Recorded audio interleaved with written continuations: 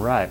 So I think that that's a really, I think that's the model that they present in the book, and that's kind of the model that I adhere to for this class. And I think that it is they make a really important distinction. The idea that writing a research paper or doing research in any case is not just compiling information and then sort of regurgitating it back out to your professor. That's, like if you did that to go back, like if my employer again comes to me and says, we need to do a technological overhaul here, I need you to kind of come to a solution, I need you to find out about these systems and get back to me. If I just go out, gather together a bunch of consumer reports and then present those, in summary, I will get fired, right? And that's not what they're paying me to do. It's not to just gather things up and push them back.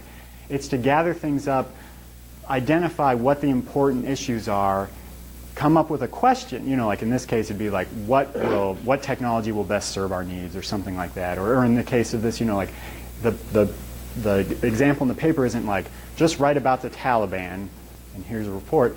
You have to kind of come up with a question so that you can answer that question, and that's sort of where your thesis statement comes from. But to do that, you not only have to be able to understand the ins and outs of the topic, you have to be able to critically kind of analyze, well, is this important? Is this relevant to my paper?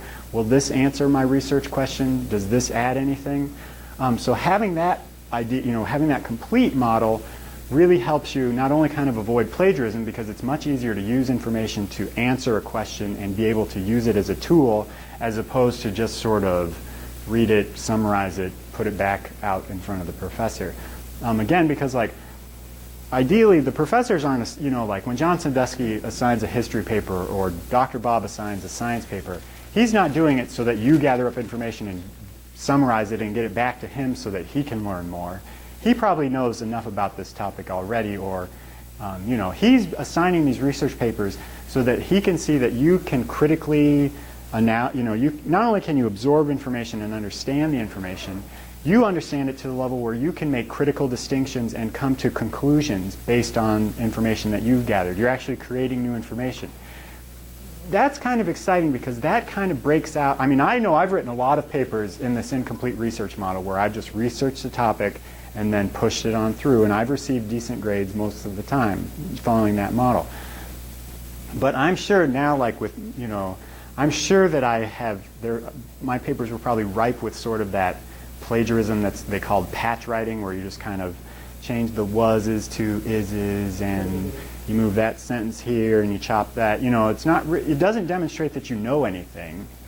Certainly it sometimes flies just because the professors are overwhelmed and just trying to get their grades in before the term is over. But it makes the research process really dull.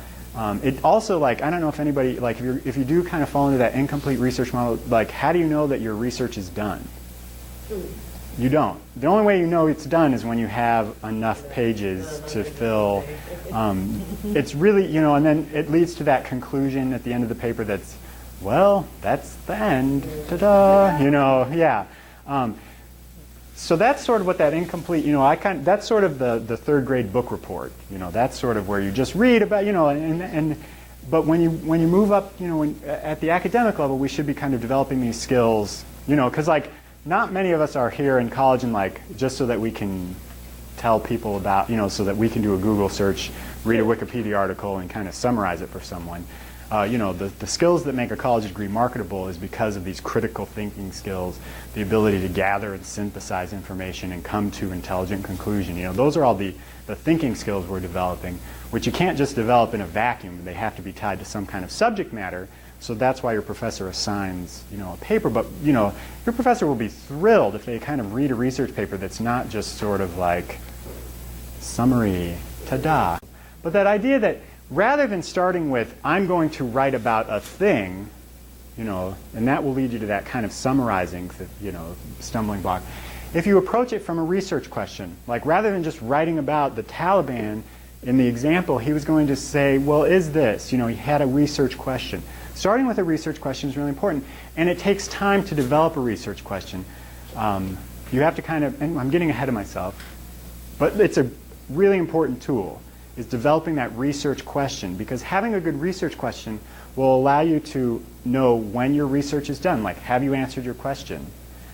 Did you just, maybe the other beauty of having a research question rather than, is you could actually like change, like, oh, what, the Taliban does represent a genuine, you know what I mean? Like you could surprise yourself and kind of learn something, But the idea that you start with this question, and rather than just gathering every piece of information you can find on the topic, you can take a piece of information. Oh, is this addressing my question? Would this answer my question? Is this important to my question? Oh, it's not.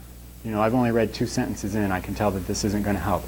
Being able to gather, it gives you more of a purpose, and it really comes in handy because then, your research question eventually will turn into your thesis statement once you've accumulated enough resources to answer your question. So as you move through this model, rather than starting with, I'm going to write a paper about this topic, I'm going to seek out information to answer this question. It's kind of a different, attitude or something. Yeah. So with this complete model, you start with the question.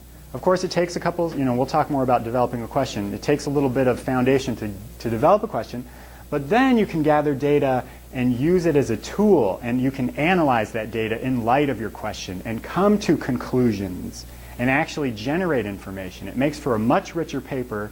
It's a little more exciting. You develop more critical thinking skills. You're going to avoid plagiarism. And the other thing is, since you kind of have you'll know when the question is answered, you'll have a sense of completion, rather than just oh, I'm at the 5-page mark, hope for the best, turn it in. Following this model will really kind of help avoid those kinds of things.